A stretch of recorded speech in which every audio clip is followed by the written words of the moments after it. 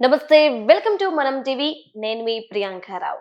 ఈ రోజు మనతో పాటు సీనియర్ జర్నలిస్ట్ అండ్ మా పొలిటికల్ ఎడిటర్ కట్టా కార్తిక్ గారు ఉన్నారు. వారితో మాట్లాడదాం. నమస్కారం సార్. నమస్తే ప్రియాంక. సార్, కేటీఆర్ మీద ఏసీబీ కేసు నమోదు చేసింది. అందులో A1 గా ఇప్పుడు కేటీఆర్ ఉన్నారు. అయితే ఇంత జరుగుతుంటే బయటేమో కేటీఆర్ త్వరలో అరెస్ట్ కాబోతున్నారు అన్న వార్తలు చక్కర్లు కొడుతున్నాయి.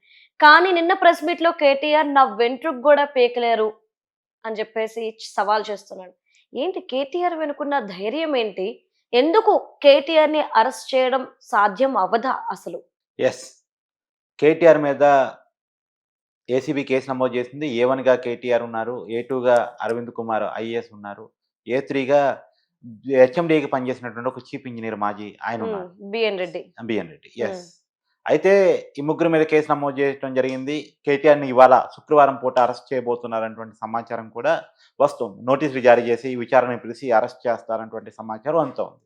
సరే, ఇంకో పక్క కేటీఆర్ తనదైనటువంటి ఘాటు వ్యాఖ్యలను నిన్న ప్రెస్ మీట్ పెట్టి చేసే ప్రయత్నం చేశారు. హ్మ్. స్కామ్‌కి సంబంధించినటువంటి వివరాలు ఇది స్కామే కాదు అని చెప్పుకునే ప్రయత్నం ఆయన చేశారు.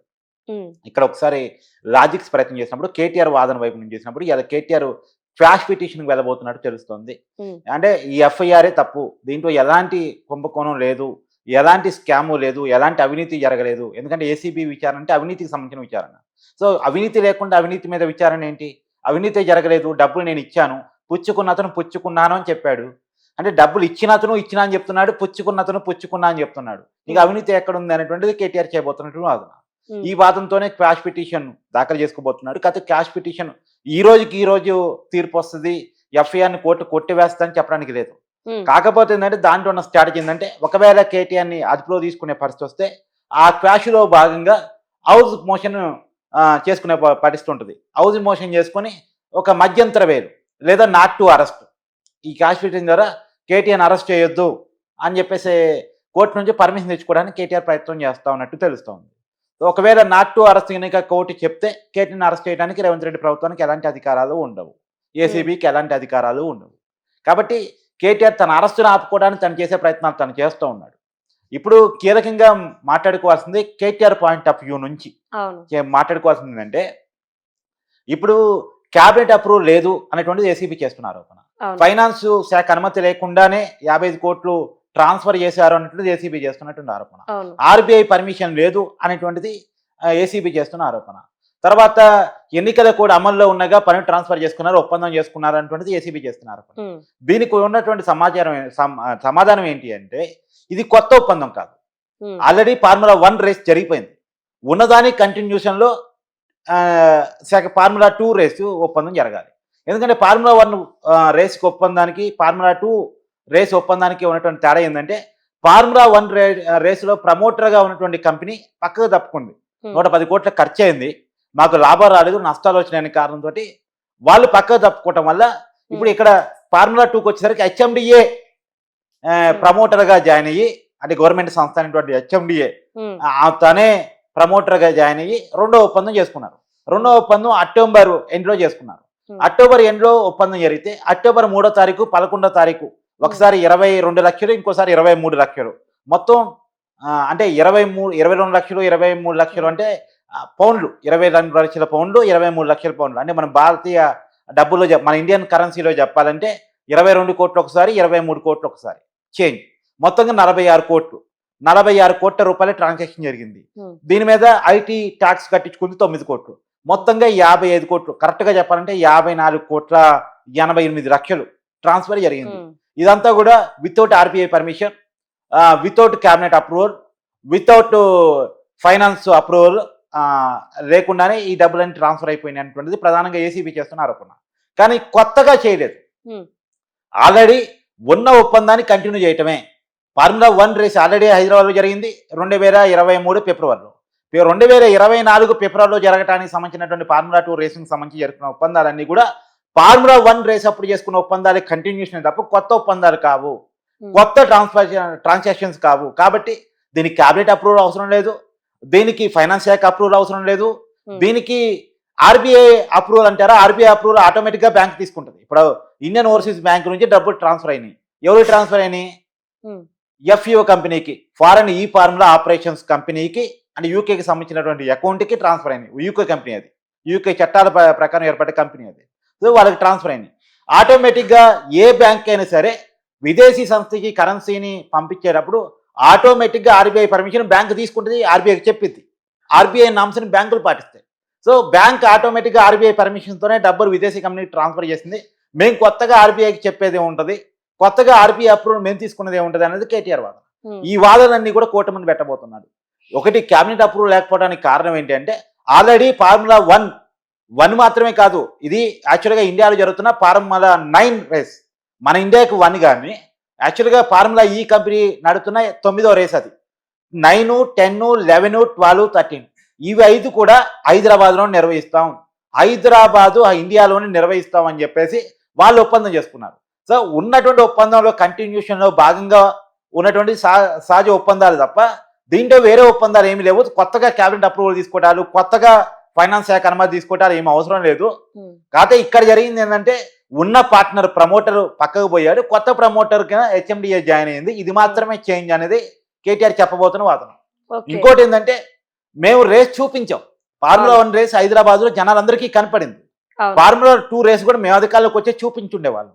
సో ఫార్ములా 1 జరిగిన దానికి సంబంధించిన ట్రాన్సాక్షనే కదా, ఇదేమి వేరే కంపెనీ, కనపడని కంపెనీ, బినామీ కంపెనీ కాదు. ఇది ఆల్రెడీ రేస్ జరిగింది. ఆ రేస్కి అనేక మంది సెలబ్రిటీలు వచ్చారు. ఇండియన్ మాజీ క్రికెటర్ సచిన్ టెండూల్కర్తో సహా అనేక మంది ప్రముఖులు దీంట్లో హాజరయ్యారు. అనేక మంది కార్పొరేట్ దిగ్గజాలు, సెలబ్రిటీలు దీంట్లో హాజరయ్యారు, చూశారు. హైదరాబాద్ ప్రజానికం అంతా చూసింది, 190 దేశాలు చూశాయి.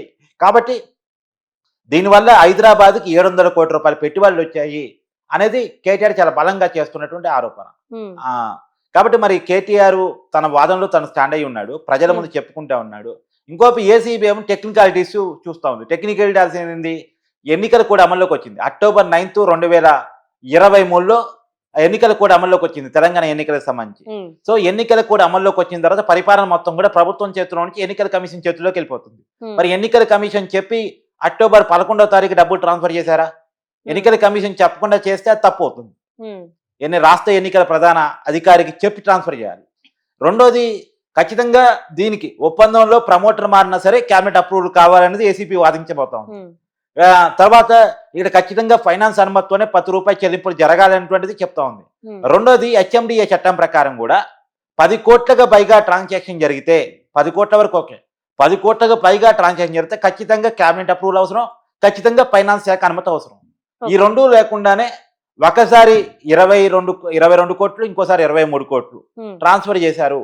ఇది పూర్తిగా చట్టవిరుద్ధం అనేటువంటిది అనేది ఏసీబీ వాదన. ఈ 2 వాదనలు కూడా ఇలా క్వాష్ పిటిషన్ నేపథ్యంలో కోర్టులో చెప్పబోతున్నారు. ఇప్పటికి ఇవాళ క్యాష్ పిటిషన్ అవుతుందని చెప్పను, అంటే ఎఫ్ఐఆర్ని క్రాష్ చేయండి. ఎఫ్ఐఆర్ అనేటువంటిది చట్టవిరుద్ధంగా ఏసీబీ కావాలని కక్ష సాధింపుతో ప్రతిపక్ష నాయకుడిని వేధించే కారణంతో రేవంత్ రెడ్డి ఆదేశాల మేరకు చేయబడింది తప్ప దీంట్లో వాస్తవం లేదని కేటీఆర్ వాదించబోతున్నాడు. కేటీఆర్ తరపు న్యాయవాదులు వాదించబోతున్నారు. సార్, అంటే నాకు అర్థం కాని విషయం ఏంటి అంటే, అప్పుడు ఫార్మ్ హౌస్ దగ్గర నుండి, కేసు దగ్గర నుండి ఇప్పుడు ఈ కేసు వరకు, ఇప్పుడు ఇందులో ఏమనుకున్నారు అంటే కేటీఆర్ మీద ఎన్ని ఆరోపణలు వస్తున్నా దాన్ని అన్ని తిప్పి కొడుతున్నారు. అంటే ఇక్కడ కేటీఆర్ తెలివిగా వ్యవహరించారు అనుకోవాలా, లేదంటే కనుక అసలు ఇక్కడ ఎలాంటి స్కామ్ జరగలేదు అని మనం అనుకోవాలా? ఖచ్చితంగా కేటీఆర్ చాలా తెలివిగా వ్యవహరిస్తున్నాడని చెప్పాలి. ఈ దేశంలో స్కాములు లేవు అని చెప్పలేము. స్కాములు ఇరుక్కోకుండా తప్పించుకోవడానికి ఉన్నటువంటి లూప్ హోల్స్ పెద్దవాళ్ళు, సెలబ్రిటీలు, రాజకీయ నాయకులు తెలుసుకోగలుగుతున్నారు. అడ్వకేట్స్ తెలుగు మీరారు, రాజకీయ నాయకులు తెలుగు మీరారు. ఎలా తప్పించుకోవచ్చు అంటే దొంగతనం చేయాలి కానీ దొరకకూడదు. ఈ చట్టాలు దొరకకుండా ఎలా దొంగతనం చేయాలనేటువంటిది రాజకీయ నాయకులు బాగా నేర్చుకున్నారు. ఈ పార్టీ ఆ పార్టీ అనేది అన్ని పార్టీలో ఈ కల్చర్ ఉంది. కాబట్టి ఇవాళ ఇక నేరం ఉందా లేదా అంటే ఉండొచ్చు, కానీ దాన్ని చూపించగలటం గొప్పతనం. ఇప్పుడు చూపించాలి. రే పార్టీ చేశారు, రే పార్టీ అన్నారు, డ్రగ్స్ ఉన్నాయి అన్నారు, చూపించలేకపోయారుగా పోలీసులు, చూపించలేకపోయారుగా, ప్రూవ్ చేయలేకపోయారు కదా. ఎక్కడైనా సరే ప్రూవ్ చేయటం అనేది చాలా ఇంపార్టెంట్. కేటీఆర్ అరెస్ట్ చేయడం పెద్ద విషయం కాదు. ఇప్పుడు చంద్రబాబు నాయుడు అరెస్ట్ చేశాడు జగన్మోహన్ రెడ్డి, మరి కేసును ప్రూవ్ చేయగలిగాడా? లేదు కదా. ఆ 60 రోజుల కాలంలో 6 కేసులు పెట్టాడు, ప్రూవ్ చేసింది ఏంది? ఒక్క కేసు అన్నా ప్రూవ్ చేశాడా? ఇప్పుడు కూడా కేటీఆర్ మీద కేసులు పెట్టడానికి చాలా కేసులు పెట్టవచ్చు. ఇప్పుడు ఒకవేళ అరెస్ట్ చేసిన తర్వాత కూడా ఆయనకి బెయిల్ రాకుండా రగచల్ల కేసు పెట్టవచ్చు, ఫోన్ ట్యాపింగ్ కేసు పెట్టవచ్చు, ఇంకా రకరకాల కేసులు కూడా కేటీఆర్ మీద పెడతారు. ఒక వన్స్ అరెస్ట్ చేసిన తర్వాత బెయిల్ మీద రాకుండా, బెయిల్ అంత ఈజీగా రాకుండా. ఇప్పుడు కేటీఆర్కి బెయిల్ రావడం అంత ఈజీ కదా ఒకసారి అరెస్ట్ అయితే, ఎందుకంటే 409 సెక్షన్ ఉంది. 409 సెక్షన్ అంటే ప్రజాప్రతినిధిగా ఉండి ప్రజల ఆస్తులకి జవాబుదారీగా ఉండాల్సినటువంటి స్థాయిలో ఉండి ఉమ్, ప్రజాధనాన్ని దుర్వినియోగం చేశాడు. ఒక విదేశీ కంపెనీకి చట్టవిరుద్ధంగా డబ్బులు ట్రాన్స్ఫర్ చేపించాడు. సో అవినీతికి పాల్పడ్డాడు. అవినీతికి పాల్పడే వాళ్ళని శిక్షించాల్సిన పొజిషన్ ఉండి తనే అవినీతికి పాల్పడ్డాడు అనేటువంటిది ఆయన మీద మోపబడిన సెక్షన్. ఉమ్, 409 సెక్షన్ ఉండగా అంత ఈజీగా బెయిల్ రాదు. ఉమ్, మరి కేటీఆర్ అందుకని బెయిల్ రాదు కాబట్టి కేటీఆర్ చాలా తెలివిగా వ్యవహరిస్తున్నాడు. ఇలా అవును. క్యాష్ వేసుకుంటున్నాడు. క్యాష్ వేసుకొని నాట్ టు అరెస్ట్ అనేది తెచ్చుకోవాలని ప్రయత్నం చేస్తున్నాడు. ఒకవేళ అరెస్ట్ అయినా సరే హౌస్ మోషన్ వేసుకుంటాడు. హౌస్ మోషన్ లో మధ్యంతర బెయిల్ తెచ్చుకునే ప్రయత్నం చేస్తాడు. నీకు అల్లు అర్జున్ కేసు గుర్తుంది కదా. అవును. అల్లు అర్జున్ కేసులో జరిగింది ఏంది, అరెస్ట్ చేస్తారనే ఇన్ఫర్మేషన్ అల్లు అర్జున్కి ఉంది. ముందు రోజు క్వాష్ వేసుకున్నాడు. అవును. క్వాష్ వేసుకుని అరెస్ట్ చేసే క్రమంలో అప్పటికప్పుడు హౌస్ మోషన్ నడుపుకున్నాడు.